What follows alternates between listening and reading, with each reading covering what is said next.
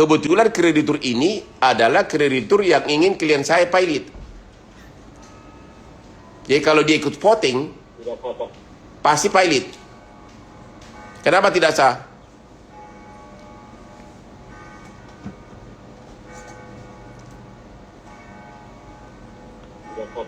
Kenapa tidak sah?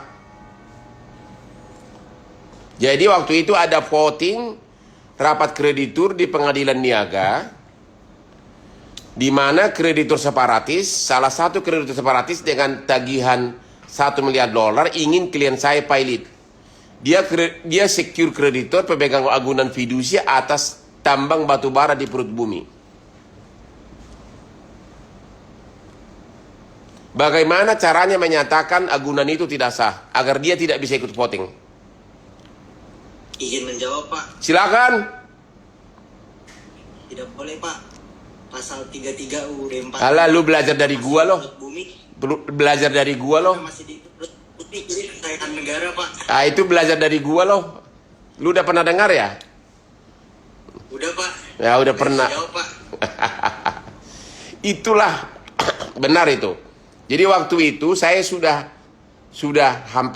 stres, sudah keringat dingin. 30 menit sebelum voting, tiba-tiba saya mengajukan argumen kepada majelis hakim.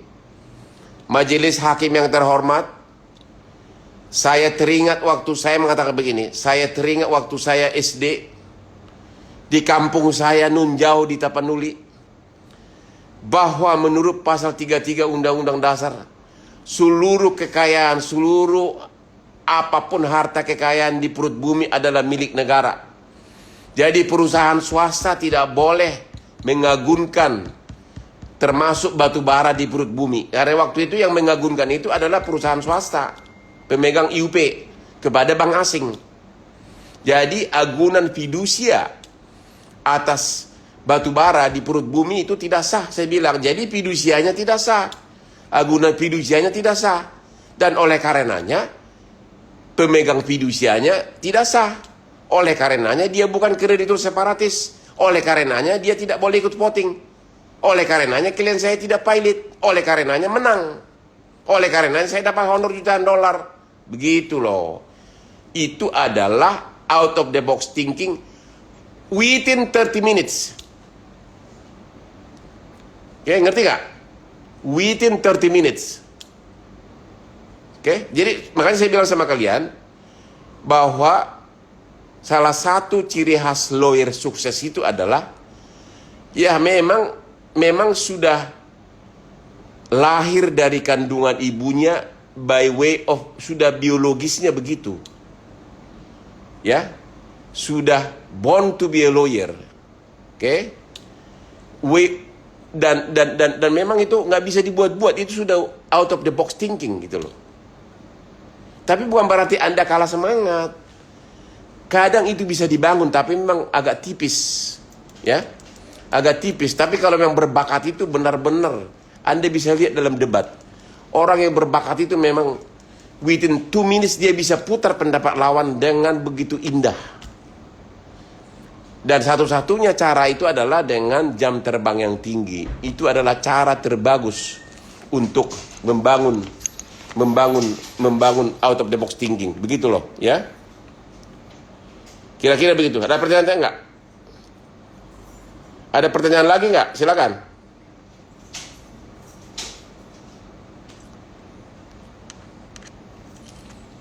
Silakan. Udah jalan enggak dia? Ada pertanyaan lagi enggak? Oke. Sebelum kita nanti buat bebas bertanya lagi, ya. Oke. Jadi demikian juga dalam teknik interview. Dalam teknik interview itu, dalam setiap interview klien, variasi Anda menerangkan real life, kasus-kasus seperti inilah yang membuat klien Anda itu impress, membuat klien Anda itu kagum. Ya, that's the only way membuat klien Anda itu kagum, sehingga akhirnya dia berkesimpulan, oh, this is the right choice. Inilah pengacara yang memang sudah makan asam garam. Walaupun sebagian itu adalah hasil Anda pelajari sendiri, bukan benar-benar hasil your real experience gitu loh. Oke? Silakan bertanya lagi, silakan. Para pengacara seluruh Indonesia. Silakan bertanya. Yang bertanya Pak Hotman. Ya, Halo? silakan. Ya, saya mau bertanya. Ya, Ya, saya mau bertanya. Kalau misalnya kita lagi wawancara klien gitu. ya. Kita klien mungkin kan ada beberapa hal yang tutupin, yang dia nggak jujur, sehingga sebenarnya hal-hal yang itu yang bisa memberatkan posisi kita. Nah, bagaimana caranya dari pengalaman Bapak itu bisa membuat agar klien itu benar-benar bicara jujur, sehingga kita benar-benar tahu posisi kasusnya gimana dan kita bisa memberikan pembelaan dengan baik. Jadi nggak ada hal-hal di belakang yang nantinya bakal membuat kita jadi kesusahan karena mereka nggak berkata jujur. Sebenarnya Anda itu sebagai pengacara senior, dari teknik interview Anda itu, Anda secara halus bisa itu, Anda secara halus bisa itu memancing, secara halus membuka tabir kebohongan dari si klien tersebut. Saya pernah mempunyai klien, saya kira saya nggak usah bilang nama, itu menyangkut seorang artis terkenal yang akhirnya cerai dengan salah seorang anggota DPR, almarhum, yang sudah almarhum si cowok, tapi si artis tersebut masih hidup. Dimana waktu itu akhirnya cerai dengan almarhum, dimana si artis ini pergi ke Bali dengan seseorang mantan pejabat berhari-hari, ya. Terus pertanyaan saya waktu itu kepada si artis adalah, kalau sudah berhari-hari dengan cowok ke Bali berdua, ya, tentu kalau kita bertanya secara kasar kan kita bisa dituduh pencemaran nama baik, ya. Kita bisa dituduh pencemaran nama baik kan? Kan kita kan nggak bisa langsung bertanya, kau ke Bali dengan cowok itu, masa kau langsung berzina gitu kan, nggak bisa kan? Pertanyaan saya secara halus waktu itu adalah, kau ke Bali dengan cowok, masa cuma bermain pasir di pantai gitu loh, ya, berhari-hari di pantai di Bali, masa itu teknik bertanya misalnya melalui media tanpa mencemarkan nama baik orang. Kamu ke Bali dengan cowok berhari-hari, berminggu-minggu, masa cuma bermain pasir di pantai? Itu contohnya tuh, ya. Terus satu lagi contohnya nih, ada juga pernah seorang suami orang yang sudah pacarnya penyanyi dangdut, minta semua tas-tas Hermes yang sudah pernah dikasih kepada cewek ini minta kembali sesudah si cewek pacarnya penyanyi dangdut ini minta pisah, ya, minta pisah. Terus kita kan nggak pernah lihat bukti kan bahwa mereka berhubungan seks kan? Tentu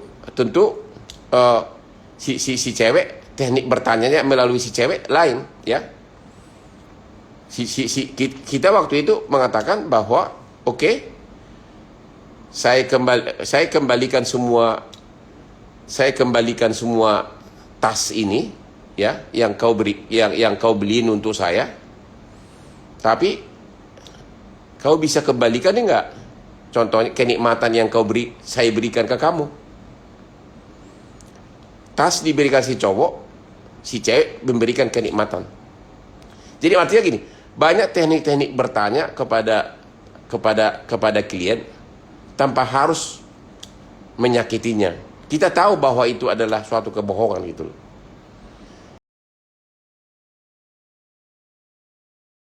Membuktikan kebohongan karena itu kan kasus demi kasus kan berbeda, ya. Kebohongan yang mana kan kita nggak tahu. Jadi harus pintar-pintarmu lah bertanya. Kalau pada akhirnya kamu harus ngomong bahwa ya ini masa ini nggak benar, ya kau harus berani ngomong itu. Kau harus ngomong bahwa itu tidak benar secara halus gitu loh. Dan kau harus ngomong bahwa kamu harus berani mengatakan bahwa wah ini saya nggak tanggung jawab nanti kalau sampai kalah. Kau harus berani ngomong begitu. Kira-kira begitu ya. Silakan yang lain bertanya. Izin bertanya, Pak Hotman. Halo. Ya silakan. Ya, jadi gini Pak ya, kita kan maksudnya sebagai calon pengacara muda, kadang ada misalnya sesuatu yang ditanyakan sama klien itu ternyata kita nggak tahu Pak, gitu Pak ya. Jadi pada misalnya kondisi, misalnya dalam kondisi seperti itu, gimana cara kita pas kebetulan kita nggak tahu jawabannya, gimana cara kita bisa mempertahankan klien itu Pak? Mungkin Bapak ada cerita tentang itu gitu. Jadi ada pertanyaan di mana kita nggak tahu jawabannya gitu. Iya gitu Pak. Ya, itu tergantung kepada pertanyaannya itu apa, ya. Ada saatnya kita harus berani mengatakan saya akan teliti dulu, saya akan pelajari dulu, ya. Saya akan teliti dulu, saya akan pelajari dulu.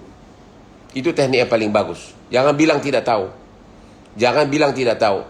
Saya akan perdalam dulu, saya akan teliti dulu. Ada baiknya juga bilang, ya karena kebetulan di Indonesia ini, kita kadang-kadang pelariannya begini. Indonesia ini kan tidak menganut sistem binding precedent. Kasus berbeda-beda. Ya, saya pelajari dulu. Ya, itu adalah salah satu teknik pelarian yang paling bagus. Ya, karena kasus satu ke kasus yang lain berbeda. Kira-kira begitu. Saya pelajari dulu. Itu adalah teknik yang paling halus. Ya, jangan bilang langsung nggak tahu. Nggak boleh bilang gitu, ya. Oke, Pak? Terima kasih.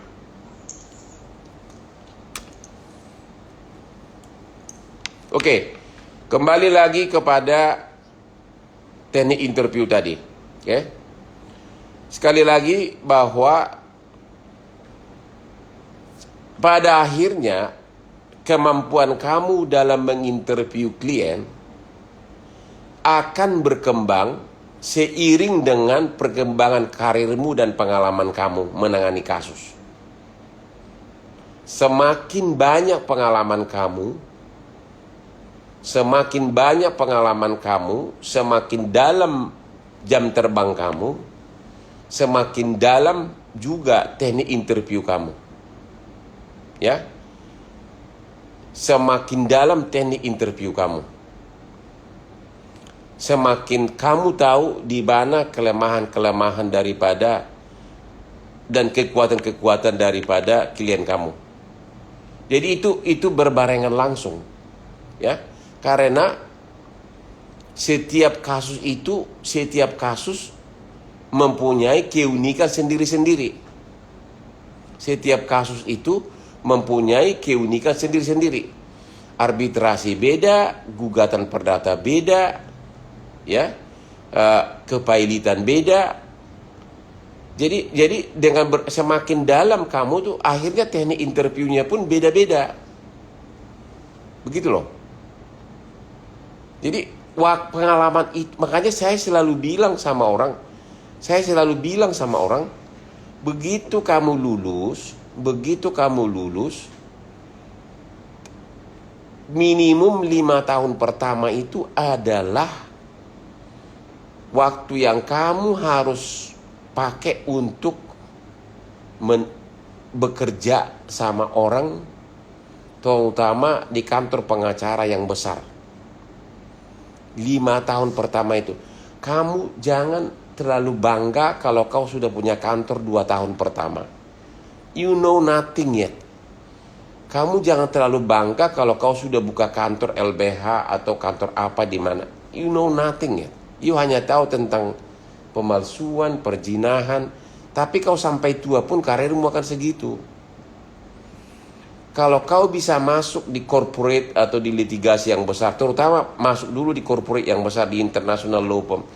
Kalau kau bisa masuk 5 tahun, you akan tahu segala macam aspek hukum. Itu merupakan jumping bagi kamu. Bahasa Inggrismu bagus, legal analisa kamu bagus, pergaulan kamu bagus. Itu merupakan awal. 5 tahun pertama itu sangat perlu sebagai awal untuk sebagai awal bagi kamu, apalagi kalau kau bisa gabungkan pengetahuan litigasi dan non litigasi, ya. Kalau kau baru kerja 2 tahun langsung sudah buka kantor, udah deh, sampai tua pun hidupmu akan terus-terusan begitu, ya. Dan yang kedua, saya harus katakan bahwa big litigasi itu hanya ada di kantor yang besar, komersial. Komersial litigasi itu hanya ada di Jakarta, ya. Corporate besar itu hanya ada di Jakarta. Jadi you have to make a choice. Kalau memang Anda mau internasional, ya di Jakarta. Kalau ya mau yang kelas menengah, ya mungkin di Surabaya, di Makassar. After that ya biasa-biasa. Kalau Anda memang mau hanya biasa menjadi hidup tenang-tenang, ya jadi in-house lawyer, kerja di bank. Jadi you make a choice right now. Kalau memang hidup keras tiap hari, ya itu tadi, pindah ke Jakarta, masuk ke kantor yang besar kalau bisa. Dan Anda akan merasakan gelembung-gelembungnya, tapi ya hasilnya pun besar. Sekali lagi, jam terbang itu adalah guru yang paling bagus. Dan teknik interview itu pengalaman adalah guru yang paling baik untuk teknik interview, itu aja. Setiap kasus beda-beda, nggak bisa diajarkan ABC sekarang ini. Itu intinya, ya. Silakan bertanya lagi. Bapak izin bertanya, Pak. Ini dari mana nih? Dari kota mana nih? Saya Vivi Rimpande dari Samarinda, Pak. Ya, Samarinda, silakan. Dari Ya, Pak. Seperti yang Bapak bilang tadi, untuk meniti karir itu mesti ke kota besar, yaitu Jakarta, ya, Pak, ya. Bukan. Kalau mau jadi, saya nggak mengatakan gitu. Kalau mau jadi international lawyer atau international litigation di Jakarta, saya nggak mengatakan karir besar hanya di Jakarta, enggak. Kalau mau jadi international lawyer, ya di Jakarta. Karena memang to be international lawyer harus melakukan pekerjaan international lawyer dan adanya di Jakarta. Itu loh maksud saya. Oh ya, baik, Pak. Tadi seperti Bapak juga jelaskan, untuk menjadi pengacara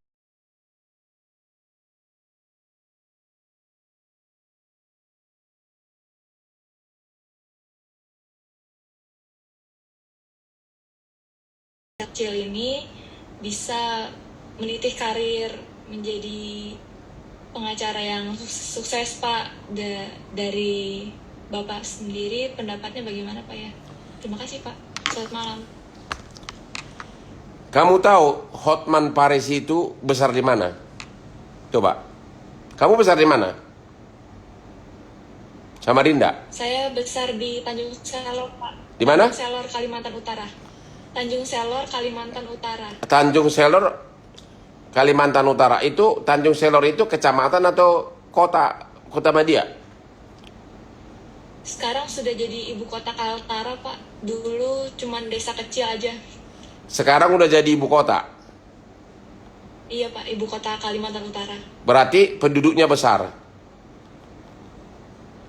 Berarti wilayahnya besar, Pak, tapi penduduknya kecil. Berarti kau anak kota dong. Berarti kau lebih kota dari aku dong.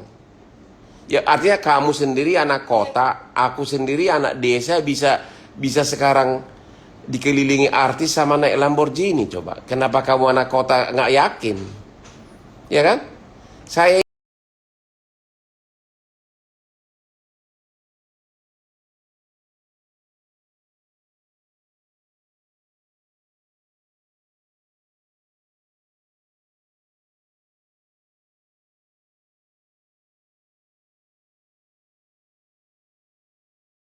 angkat koper, berangkat ke ibu kota. Itu maksud saya. Ngerti nggak? Kalau mau jadi pengacara top, menjadi internasional, menjadi pengacara besar, harus benar pindah dari kota kecilmu. Harus benar-benar hijrah. Karena di kotamu Anda tidak bisa jam terbangmu, bagaimana Anda bisa membangun jam terbangmu karena di sana nggak ada kasus-kasus besar. Itu maksud saya loh. Ngerti kan? Jadi Iya, pengacara itu jadi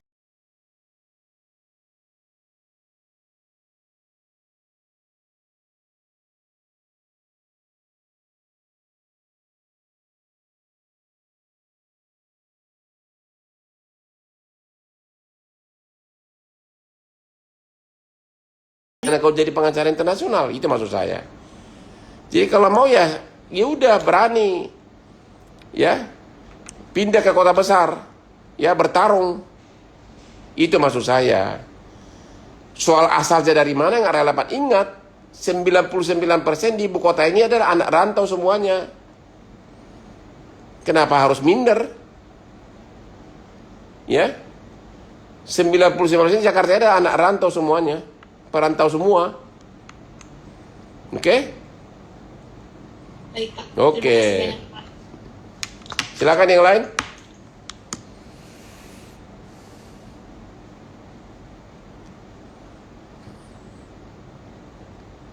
Pak, izin bertanya Pak. Ya,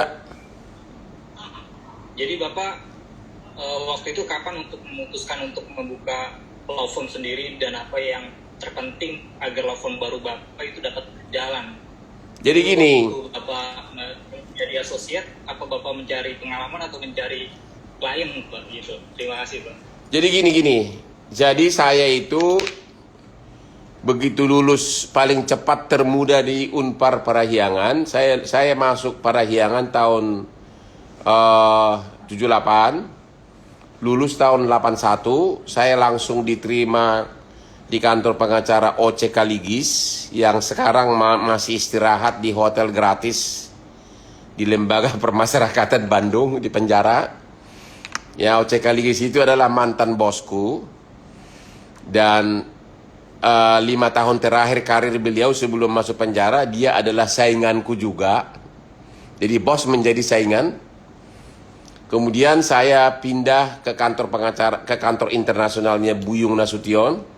Disitulah saya pertama kali tahu ada pengacara-pengacara internasional. Saya ketemu Timothy Mendring, ketemu Tuti Hadi Putranto, pendiri dari yang sekarang kantor pengacara raksasa Hadi Putranto Hadinoto, ketemu Timbul Lubis yang pendiri LGS.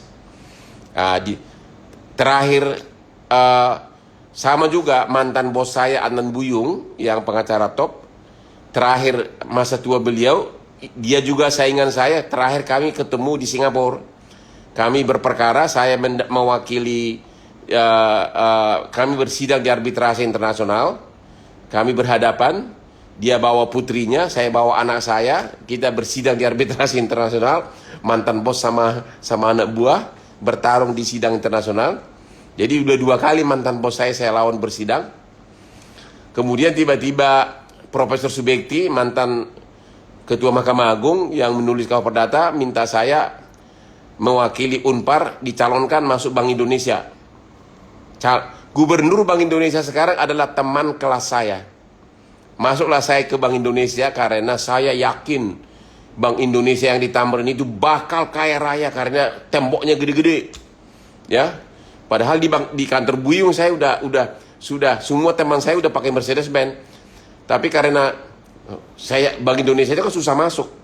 Saya langsung mundur dari kantor Buyung. Saya pindah ke Bank Indonesia. Saya yakin saya lebih kaya saya di sana. Ternyata salah ngetem. Ternyata di Bank Indonesia itu nggak bisa kaya. Jadi dua sekarang pejabat yang teman kelas saya. Satu lagi bosnya OJK sekarang itu teman kelas saya tuh, ya.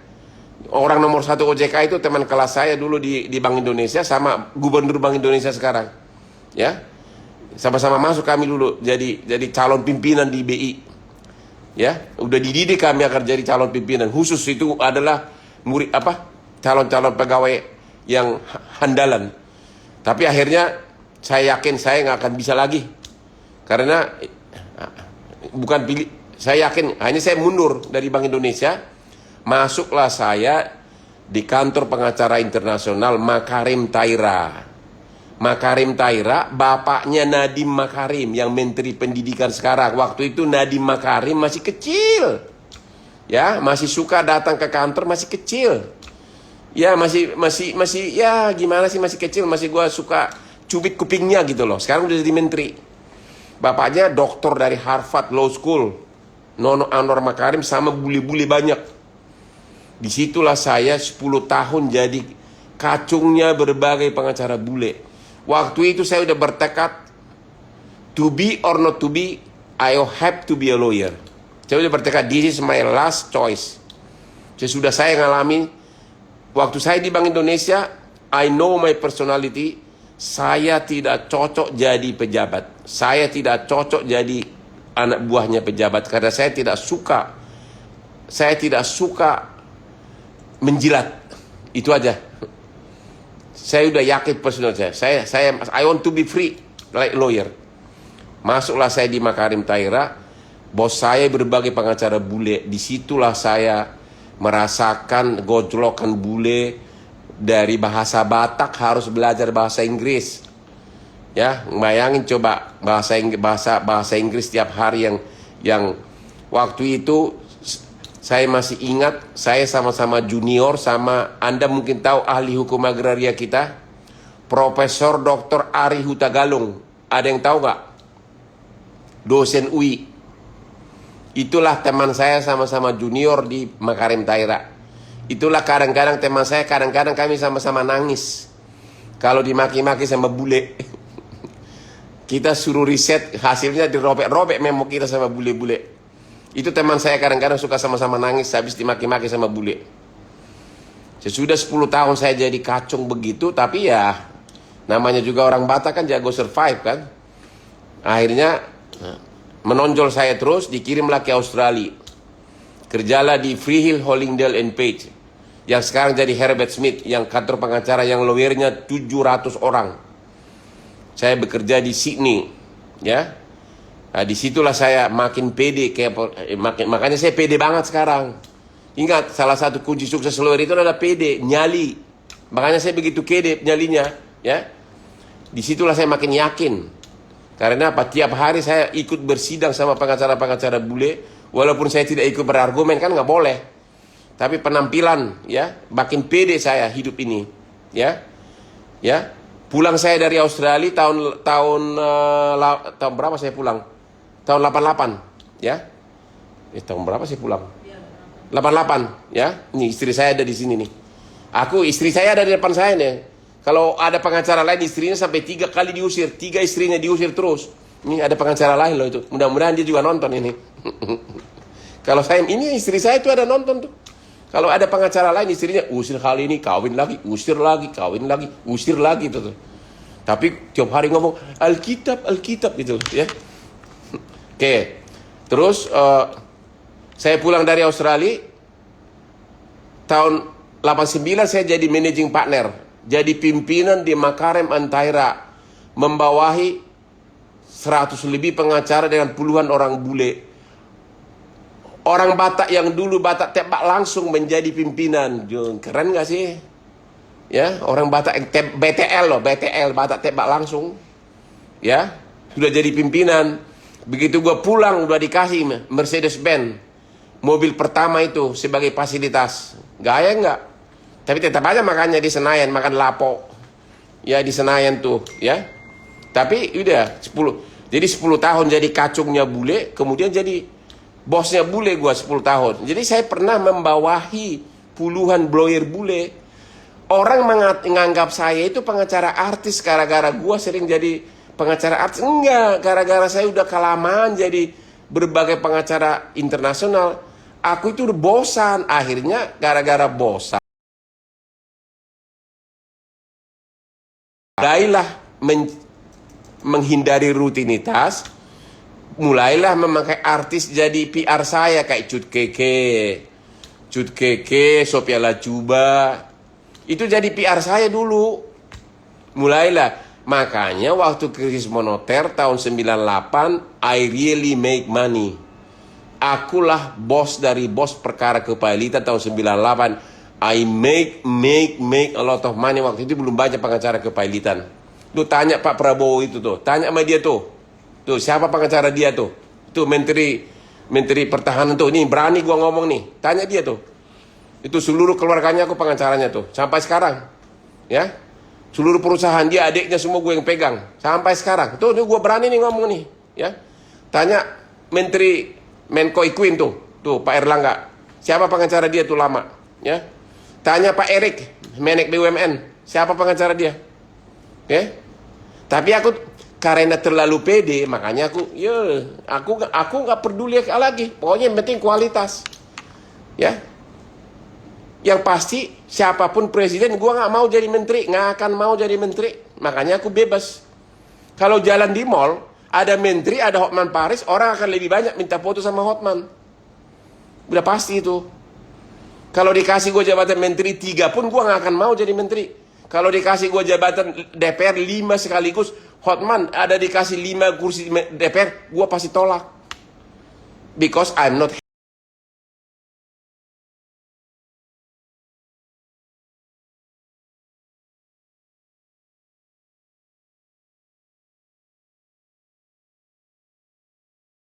tujuanmu apa gitu.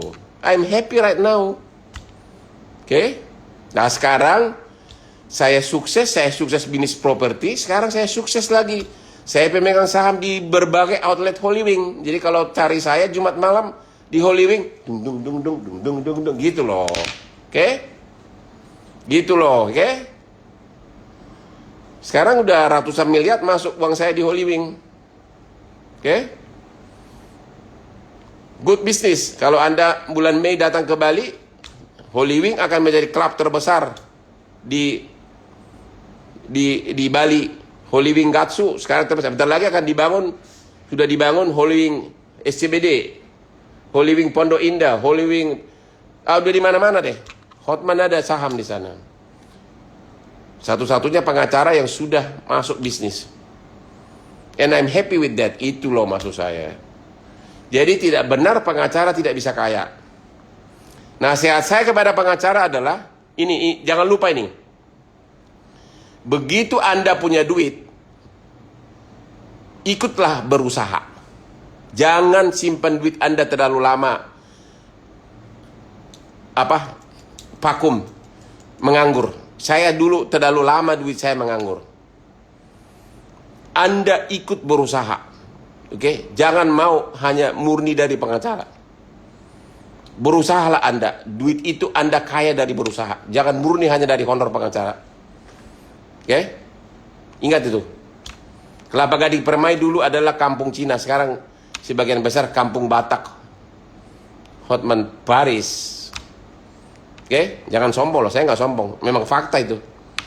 Oke? Jadi, dulu saya waktu muda terlalu banyak duit saya simpan di ruko properti. Dan terlalu itu nganggur duitnya. Harusnya investasikan kemana-mana gitu loh. Ya, jadi kalau Anda punya duit jangan terlalu simpan di deposito. Mainkan berbisnis. Investasi di restoran, investasi di skincare, investasi di sini, investasi di sini. Dan dia akan mencari bentuk sendiri nanti. Anda lama-lama jadi belajar untuk mana yang menguntungkan. Oke? Jangan mau hanya dari pengacara doang. Ingat, itu konglomerat semua itu rata-rata pendidikannya SD kok, SMP kok bisa kaya. Apalagi Anda sarjana hukum. Anda tahu Prajogo Pangestu orang paling kaya sekarang itu klien saya itu. Lulusannya apa? SMP. Eka Guru Sidarmas juga SMP. Lim Xiaoliong SMP. Hampir semuanya SMP. Apalagi Anda sarjana hukum. You can do it. Jadilah orang kaya, oke? Okay? Kira-kira begitu. Silakan bertanya lagi. Saya izin bertanya, Pak. Ya. Izin bertanya bagaimana suka duka Bapak dalam, seperti kita ketahui bersama kan di undang-undang advokat itu ada kewajiban untuk pro bono. bagaimana suka duka Bapak menangani kasus pro bono sebagai advokat kami? Itu aja Pak, terima kasih. Yang pasti saya bukan pengacara munafik dalam bidang pro bono. Ada orang ngaku-ngaku LBH tapi diam-diam cari duit, diam-diam nagih. Ya, itu aja. Ada orang ngaku-ngaku LBH tapi karena dia tidak laku. That's not me. Sudah ribuan orang di Kopi Joni gua tolong. Ribuan orang. No payment at all. Oke? Saya membantu orang di Kopi Joni sesudah gua kaya. Orang lain, banyak orang buka LBH karena dia tidak laku. Karena belum laku, sehingga dia pura-pura LBH karena memang belum laku. Cari nama.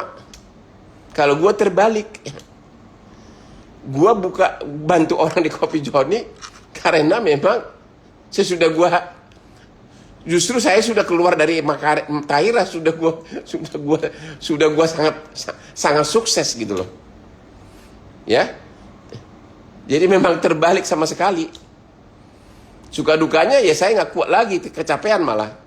Tidak ada LBH di dunia ini, adanya di warung kopi yang orang sampai minta kupon untuk antri, yang sampai tidur di masjid-masjid di Kelapa Gading sebelum pandemik terutama, agar bisa ketemu datang dari seluruh Indonesia. Itu fakta. Because they love me. Bukan berarti saya bisa bantu semua, nggak bisa, karena saya juga manusia biasa. Tapi banyak dari mereka hanya sekedar curhat aja udah puas dia. Saya nggak mengatakan saya bisa bantu semua, enggak. Bayangin kalau 10 orang aja ketemu saya kali 30 menit sudah 300 menit. Berapa jam itu coba? Emang saya kuat apa? Tapi banyak memang yang berhasil saya bantu. Banyak yang saya viralkan di Instagram saya, banyak yang ketakutan aparat. Contoh kemarin Valencia. Anda tahu nggak Valencia itu? Yang kemarin seorang ibu rumah tangga, gara-gara marah-marah suaminya mabok, dituntut 1 tahun penjara di Kerawang. Coba, apa yang terjadi? Hah? Anda tahu nggak kaitannya ke Hotman itu? Oleh kejaksaan, jaksanya ditegur karena dianggap salah bikin dakwaan.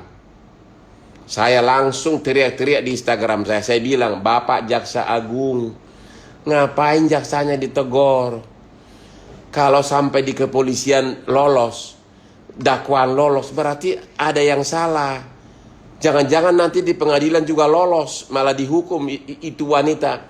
Cara terbaik tahu nggak? Saya bilang sama Jaksa Agung, cabut itu dakwaan sama tuntutan. Memang di KUHP tidak diatur. Tapi kalau itu surat dakwaan sama tuntutan udah dicabut, hakim mutus apa?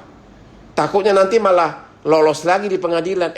Sama Jaksa Agung, usulan saya dikabulin, surat dakwaannya dicabut sama tuntutannya. Valencianya itu ibu datang ke Hotman Parisot, terima kasih sama saya. Banyak ocehan saya yang saya ngomong sembarangan, ternyata tokcer. Selama pandemi ini banyak usulan saya yang gua ngomong sembarangan tapi tokcer, dikabulin oleh pemerintah. Dan I do it not for by popularity, I just do it. Gua nggak mencari populer lagi, gua udah terkenal, untuk apa lagi? Gua nggak mencari uang, gua udah kaya, untuk apa lagi? I just do it honestly. Gitu loh, oke? Ya, apa lagi?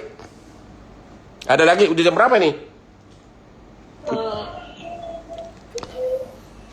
Silakan. Izin bertanya, Pak. Dari mana nih? Pak Hotman. Dari kota mana? Saya Pujatmi, Pak, dari Semarang. Dari Semarang. Odoh, kemarin saya dari Holy Wing Semarang. Gimana? Hotman yang saya dan saya dengarkan. Jadi yang saya mau tanya tuh begini, Pak. Kan kadang-kadang lawyer juga ada sialnya ya, Pak ya. Jadi waktu kita ketemu klien, terus diskusi. Dari diskusi tersebut timbul kesepakatan, Pak. Apa? Timbul kesepakatan diskusi dengan klien tersebut, kita timbul kesepakatan, Pak. Ya, terus? Dan kemudian dari kesepakatan tersebut si klien itu mengumpulkan bukti-bukti untuk kita bisa buat gugatan, Pak. Ya. Nah, setelah kita buat gugatan, kan kita by email gitu ya, Pak, ya, misalnya ya. Terus kita draft gugatan tuh kita udah buat, draft surat kuasa juga sudah kita buat. Ya. Ternyata klien nggak jadi pakai, Pak. Nah, kalau di kantor Bapak, Hotman Paris and Partners, kan nama Bapak dengan gebrakan yang udah Bapak punya, Bapak bisa mengikat klien tersebut dengan misalnya kasih perjanjian, kamu bayar dulu 50%, baru nanti saya akan kerjakan. Tapi kan kalau misalnya buat pemula-pemula seperti kita, Pak, itu kan nggak bisa menetapkan seperti itu. Menurut Bapak solusinya ya, Pak? Pak, saya Mami, Pak. Salam untuk Bu Ana ya, Pak. Hah? Siapa? Saya Mami di Semarang, Pak. Si Mami. Mantan accounting gua. Dasar lu. Suaramu kedengaran kata Ibu Ane. Emang kau di Semarang sekarang? Iya, Pak. Masih bolak-balik sih, Pak. Udah jadi pengacara di mantan accounting gua nih. Oke. Ya, mau bisa beracara di pengadilan pajak, Pak. Oh, begitu ya. Oke. Itu Iya, Pak. jawabannya adalah itu semua orang mengalami itu. Baik pengacara kantor besar pun, kantor pengacara kecil pun mengalami seperti itu. Karena kita kantor pengacara yang besar pun juga kadang tidak selalu saklik sama klien. Kadang kita sudah bikin draft tanpa juga bikin perjanjian sama klien. Ya. Jadi baik kantor pengacara besar maupun kantor pengacara kecil juga mengalami hal seperti itu. Saya sendiri baru mengalami persis seperti itu dengan satu klien yang konglomerat yang juga ketua partai. Ya sudah kita bikin draft sama karena dia seorang ketua partai, pengusaha, kita segan langsung bikin perjanjian di awal. Sudah kita bikin draft ternyata nggak jadi. Kita nagih juga nggak enak. Itu adalah resiko bisnis. Kita juga kerasin dia nggak enak karena mungkin di kemudian hari masih ada kerjasama atau kang tahu di kemudian hari. Jadi itu adalah resiko bisnis. Memang ada baiknya. Jadi jawabannya adalah melihat sikon. Kalau sebaiknya memang langsung diatur secara hitam putih dengan perjanjian di awal. Sebaiknya, ya, sebaiknya begitu. Ya, tapi kalau memang ada harapan jangka panjang bahwa grup ini bakal hubungan baik, ya nggak apa-apalah. Itu adalah resiko ya, kalau sampai kehilangan ya apa boleh buat. Itu aja. Anggaplah itu investasi jangka panjang, namanya dalam rangka marketing. Ya kalau memang namanya marketing kan ya kalau hilang ya hilang. Kira-kira begitu. Saya pun sudah. Padahal kan kita udah mencurahkan waktu dan tenaga kita ya, Pak, untuk Ya memang saya udah bilang saya barusan mengalami seperti itu, ya. Ya kalau mau saklik ya udah. Kalau mau saklik ya udah. Don't do it, langsung aja. Begitu ada kerjaan langsung aja dulu bikin perjanjian. Kalau mau.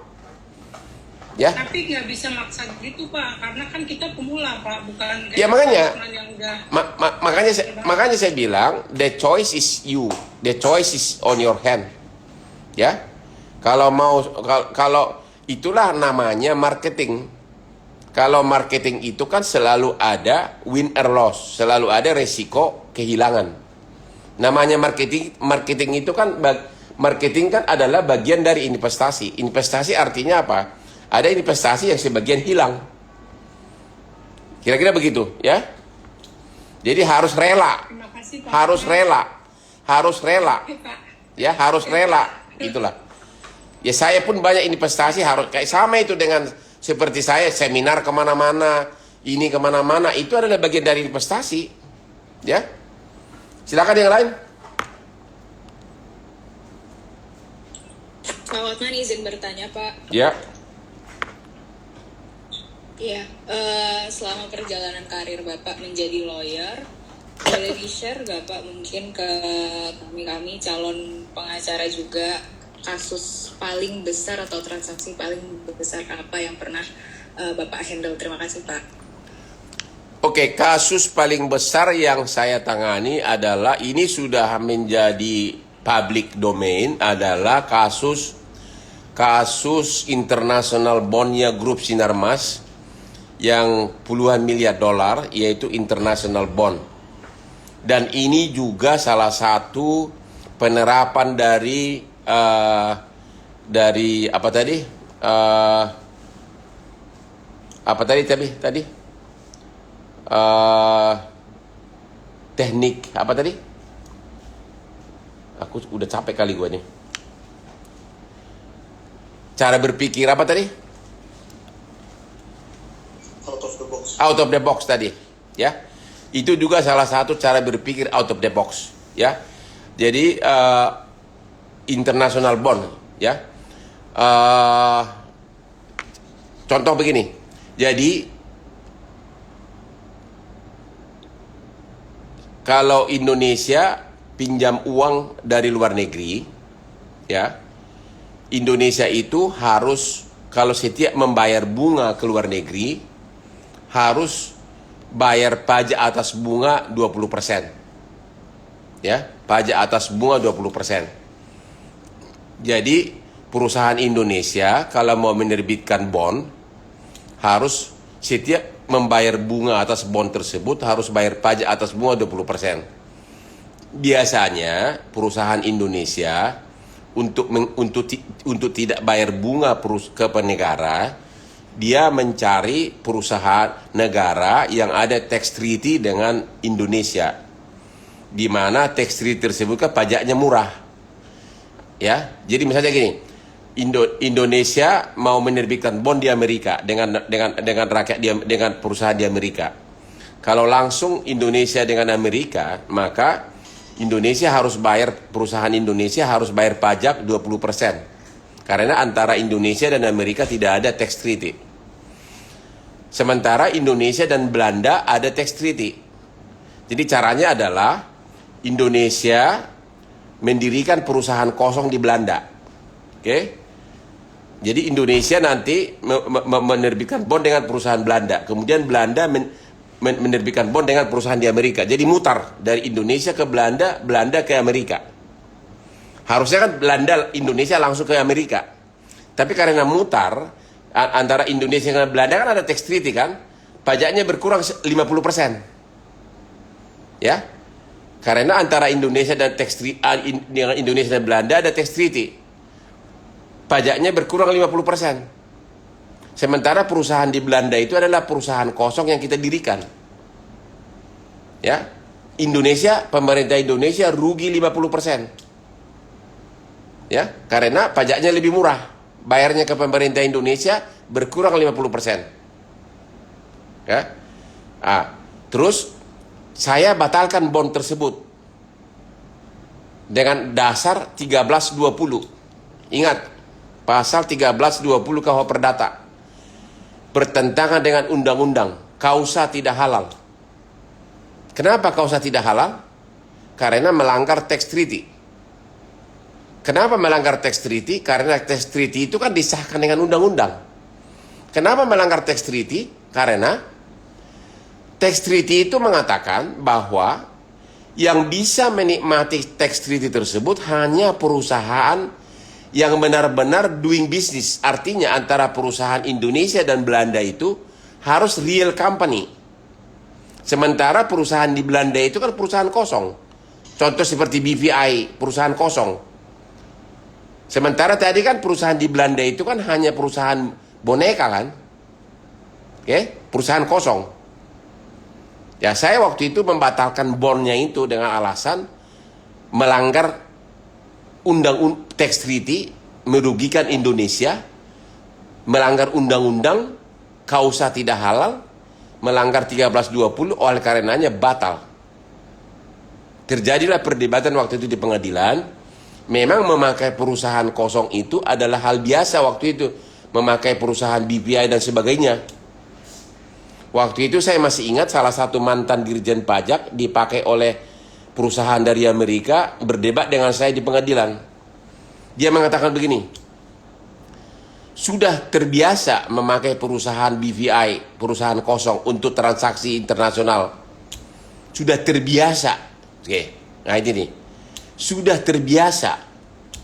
Saya masih ingat perdebatan ini di suatu pengadilan yang sangat terpencil di daerah Pekanbaru sana. Karena perkebunannya di sana.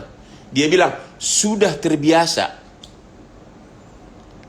Memang benar, zaman dulu itu memakai perusahaan kosong itu untuk international bond kebiasaan. Cuma kata-kata dia itu sudah terbiasa. Pertanyaannya adalah, kalau terbiasa untuk melanggar peraturan, apakah itu menjadi sah? Kamu tahu apa yang waktu itu saya jawab? Ya, waktu itu pengacara bulenya ada semua.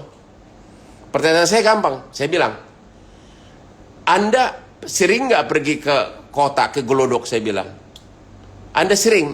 Anda biasa nggak melihat di sana panti pijit? Sering. Anda biasa nggak di sana lihat pelacuran? Sering. Apakah pelacuran di sana sah? Sudah terbiasa pelacuran, tapi tidak ada satupun yang sah. Sudah biasa di sana pelacuran, tapi tidak satupun yang sah. Nah, itulah contohnya. Dan menang waktu itu. Itu puluhan juta dolar. Miliaran dolar. Puluhan miliar dolar bond batal. Anda bayangkan berapa honor yang saya terima. Kasus kedua yang paling besar yang saya terima, yang saya dapat puluhan juta dolar honornya, Anda pernah dengar nggak waktu perdebatan waktu terakhir antara Jokowi dan Prabowo kasus tanah? Anda pernah nggak dengar perdebatan di mana Jokowi mempersoalkan tanah dalam debat terakhir antara Jokowi dengan Prabowo? Waktu itu kan Jokowi kan mempersoalkan tanah kan? Itu tanah yang dipersoalkan itu, aku yang pegang perkaranya itu. Itu perkara tanah sebenarnya sudah bukan dengan Jokowi, bukan dengan Prabowo lagi. Itu antara itu namanya kasus Churchill Mining. Itu perkara sudah menyangkut perusahaan London melawan perusahaan swasta. Itu bukan Prabowo lagi pemegang itu tanah. Itu sudah swasta melawan perusahaan Go Public di London. Dulunya memang Prabowo pemegang IUP, tapi sudah dijual ke perusahaan swasta. Jadi bukan perkaranya Prabowo itu. Itu melawan perusahaan London, Churchill Mining lawannya 4 IUP. Dan I got 12 million US dollar honornya waktu itu. 12 juta dolar honornya Hotman Paris. Ya, that's the biggest honor saya terima. Itu adalah debat, itulah tanah yang dipakai oleh Pak Jokowi dalam debat dengan Jokowi waktu debat calon presiden waktu itu. Itu adalah memori-memori yang saya ingat.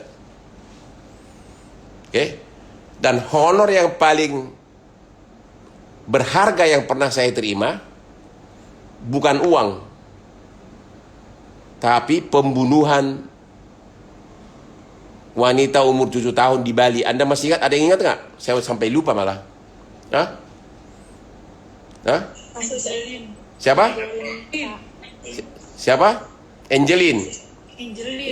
Kebetulan pengacara ibu tirinya itu juga musuh gua ini. Siapa pengacara ibu tirinya? Pengacara ibu tirinya siapa? Hotma Sitompul. Siapa namanya? Hotma Sitompul, Pak. Oh itu ya. Oh aku lupa. Oh itu pengacara ya. Lupa gua namanya itu. Ya. Di pengacara ibu tirinya dia, aku pengacara pembantunya orang miskin dari NTT, ya. jadi ibu tirinya menyewa pengacara mahal itu dari Jakarta. Masyarakat Bali tiba-tiba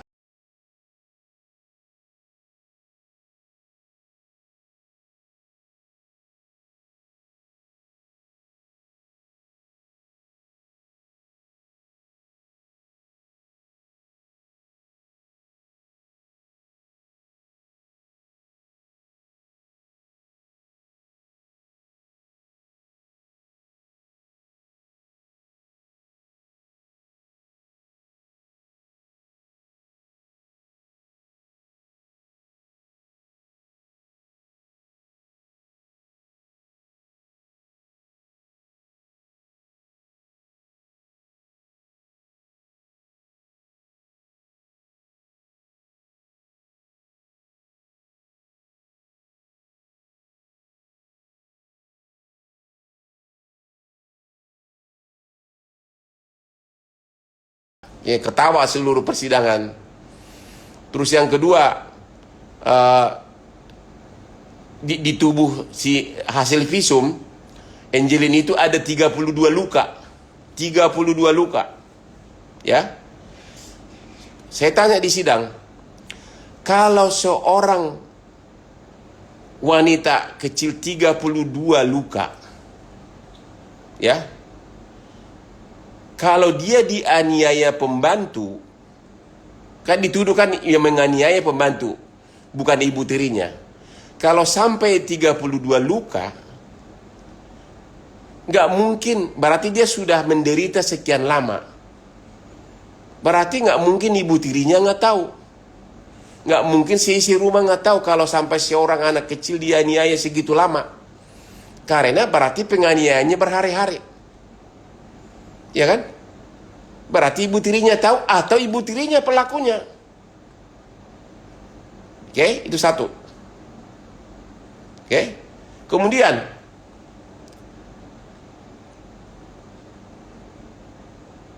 apalagi gue udah jadi lupa nih, udah capek gue nih. Kemudian waktu kuburannya akhirnya ditemukan,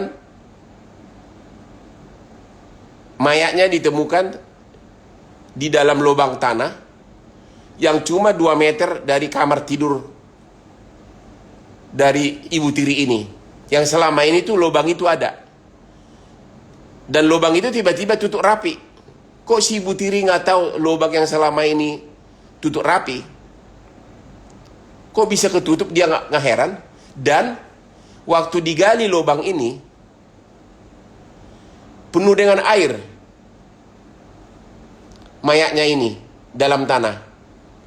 Saya tanya waktu di sidang, apakah selama 3 bulan ini ada hujan di Bali? Ternyata musim kering. Berarti ada yang menyiramin. Kalau ada yang menyirami tiap hari dekat kamar si ibu tiri, siapa yang menyirami? Tuh, out of the box kan? Nah itulah, akhirnya terbuktilah ibu tirinya yang jadi pelaku dan dihukum seumur hidup. Tapi ada satu lagi yang sangat-sangat menarik. Ini. Anda akan tertarik ini.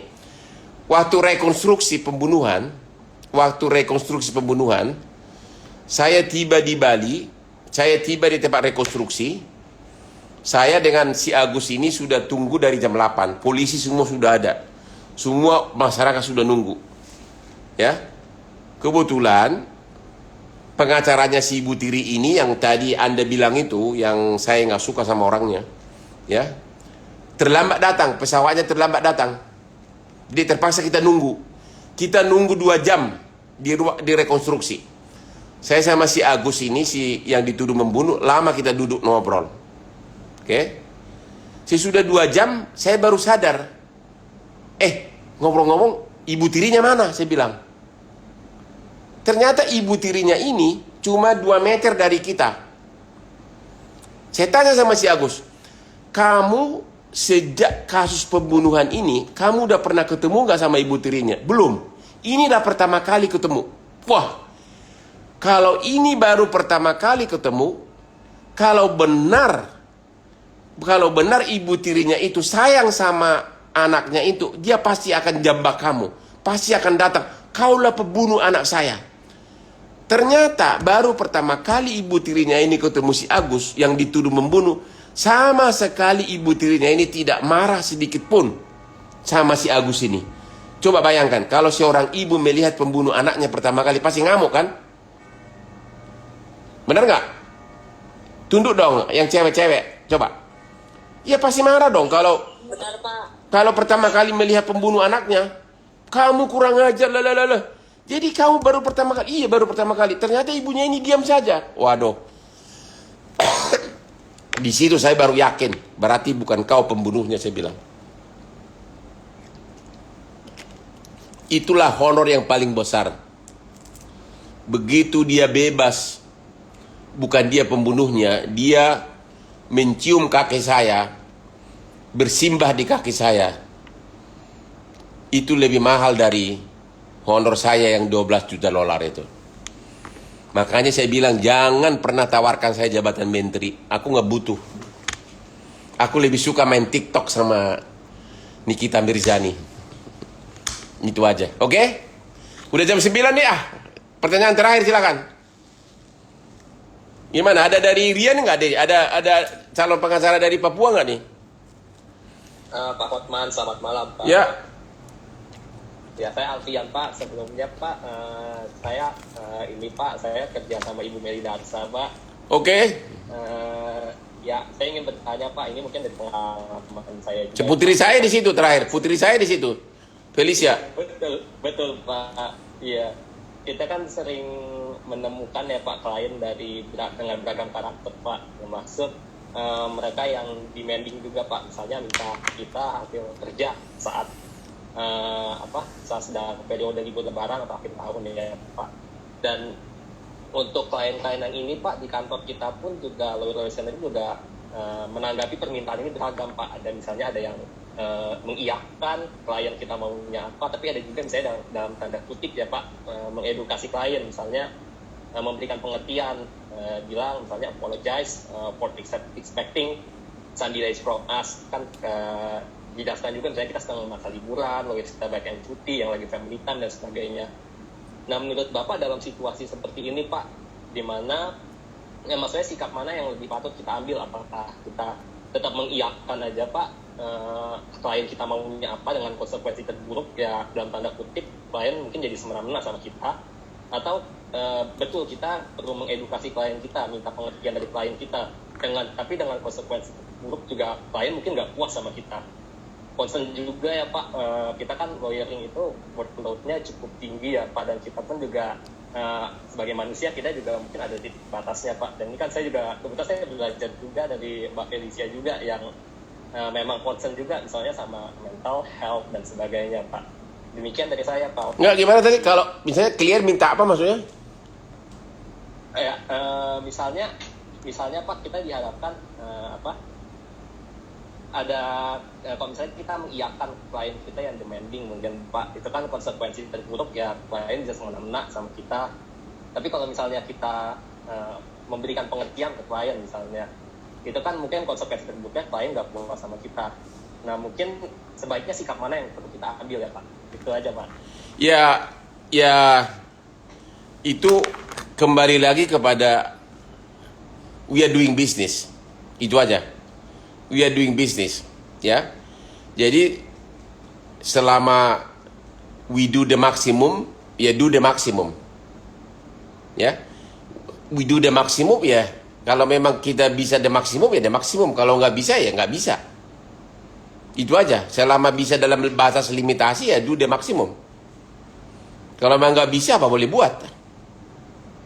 Itu aja mas. Itu aja menurut saya. Kalau memang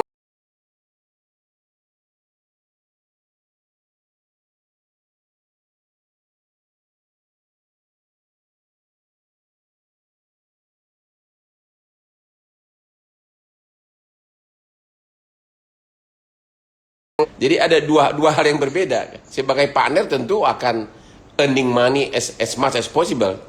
Sebagai lawyer associate, ya tentu nggak mau diporsir terlalu banyak, ya kan? Ya tergantung motivasimu apa. Kalau you mau sebagai associate ingin mencari muka terhadap bos, ya korbankan you punya privacy, korbankan you punya pacar, korbankan you punya istri, is up to you. Life is a choice. Itu loh. Ngerti gak? Life is a choice. Ya, baik. Berarti tergantung kapasitas kita juga Ya makanya life is a choice. Ya, oke. Ya. Jadi kamu masih terus kerja. Masih. Jadi kepada Saya mau tahu tempat, Pak. ini kepada para peserta, 3 anak saya juga lawyer, semuanya lulusan dari Inggris semuanya. Salah satu kantor sama beliau ini, ya. Tapi baru pindah sekarang. Felicia 1 tahun lebih ya di situ ya. 3 tahun ya. 2 mau ketiga Pak kalau tidak Iya. salah, Pak. Dia pernah ke Harvard, kemudian lulus dari Queen Mary London. Tapi Felicia sekarang sudah diterima di kantor pengacara Inggris. Kemungkinan besar ditempatkan di Singapura. Ya, kemungkinan masih menunggu izin kerja dari Menteri Tenaga Kerja Singapura. Mudah-mudahan dia kuat kerja di Singapura nanti. Corporate juga, ya. Oke, masih ada lagi? Pak Hotman, Ya. mau tanya dong, tadi kan lihat rangkuman. Ini dari mana nih? Nih ya. Jessica dari Taman Mini. Jessica dari Taman Mini. Kayak gimana?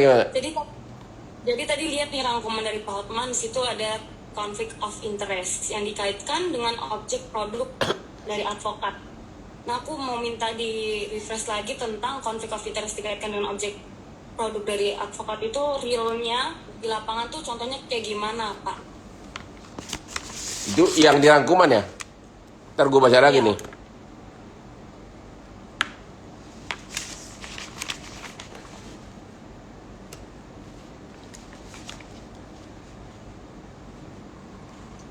Ini baru operasi matanya nih, gue harus baca pelan-pelan lagi nih.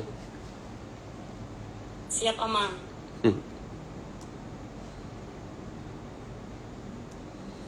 Jadi gini, kita kan mengeluarkan legal opinion, ya. Kalau you mengeluarkan legal opinion, misalnya begini, misalnya legal opinion mengenai A, ya, tahu untuk hal yang sama kau ucapkan B, ngerti gak? Jadi jangan hal yang sama, tapi kau keluarkan legal opinion yang berbeda-beda gitu loh. Ngerti gak? Misalnya gini, untuk perusahaan A kau mengatakan bahwa kreditur kedua yang lahir dari sesi tidak sah, ya kan? Sedangkan untuk klien lain kau mengatakan bahwa kreditur kedua yang lahir dari sesi tidak sah. Itu conflict of interest. Artinya kau mengeluarkan opini atas objek legal opinion kamu, 2 hal yang saling bertentangan gitu loh. Itu maksudnya itu. Ngerti kan? Ya, opini kamu. Makasih. Ya, opini kamu itu berbeda gitu loh. Objek opini kamu itu 2 hal yang berbeda, bertolak belakang gitu loh. Ke si A kau bilang A, ke si B kau bilang B atas substansi yang sama. Oke? Itu maksudnya. Ya. Tapi Pak, kalau misalnya nih omongan yang berbeda itu keluar karena hasil dari ternyata dengan hari itu kalau yang tadi kan Bapak bilangnya di hari yang sama ya. Nggak. Kita ngomong A ke si ini, kita ngomong B ke si yang B gitu. Tapi kalau misalnya omongan kita berbeda dikarenakan suatu kepentingan yang kita dapatkan dari klien kita di hari yang berbeda. Jadi misalnya pertama kita bilang enggak, dia bukan pembunuh, tapi yang selanjutnya kita bilang oh iya dia tuh begini karena begini gitu. Itu boleh nggak? Karena Enggak, makanya ukurannya adalah substansi sama. substansi sama. Ya, bukan harinya, substansinya sama. Bukan surrounding, tapi substansi. Ngerti gak? Oh iya, iya. Substansinya sama. Bukan circumstance-nya, tapi substansinya. Ngerti gak? Bukan surrounding, tapi substansinya sama, gitu loh. Oh iya, iya. Ya, kesubstansinya kan yaitu bahwa sesi misalnya, sesi kalau satu kreditur dibagi dua, kan jadi dua kreditur. Ya kan? Pasal 2 ayat 1 Undang-Undang Kepailitan, syaratnya harus dua kreditur. Ya kan? Apakah sesi kalau dipecah menjadi dua itu bisa nggak 2 ayat 1 dipenuhi? Itu kan jelas. Sesi menghasilkan dua kreditur. Ada yang mengatakan sah, ada yang mengatakan tidak sah, tidak memenuhi syarat pasal 2 ayat 1 contohnya. Itu kan jelas itu. Objeknya hari ini dikatakan sesi yang menghasilkan dua kreditur tidak sah. Sesi yang menghasilkan dua kreditur sah. Itu kan jelas-jelas itu. Objeknya objek yang sama tapi dua pendapat gitu loh, ya. Dua pendapat berbeda. Oke? Jelas kan? Ya Pak Mang, makasih, jelas. Oke.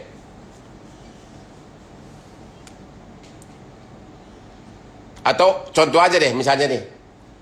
Ya, misalnya hutang yang bunganya 20% batal demi hukum. Hutang yang bunganya 20% tidak batal demi hukum. Nah, itu contohnya nih. Ini kan jelas-jelas itu kan objeknya sama tapi berbeda pendapat, itu maksudnya itu. Jadi you memberikan conflict of interest atas pendapat kamu sendiri gitu loh, ya.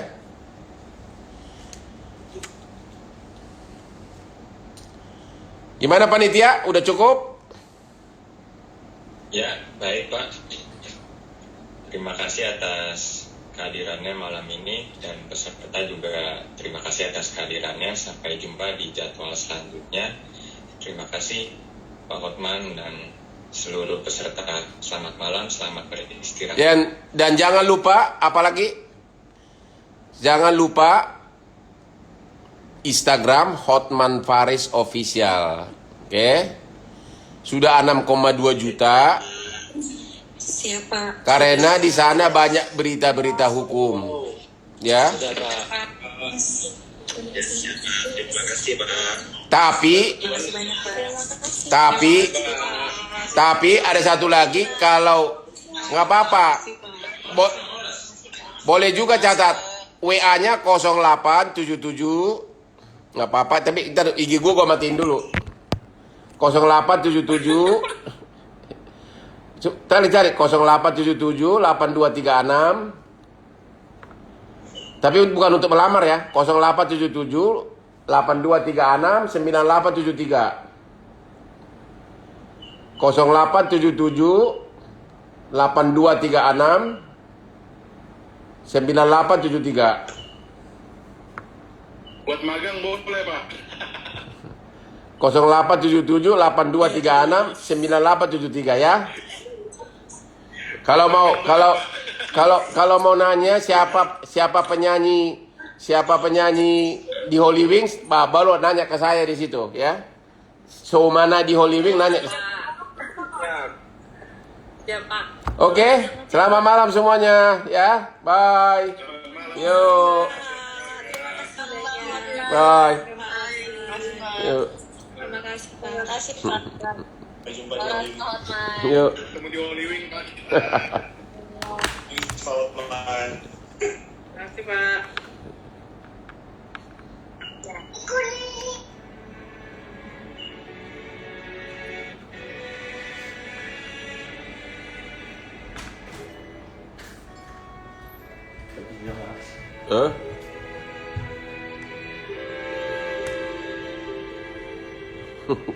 Wisma jadi merasa bersalah. Terima kasih bos tadi apa sih?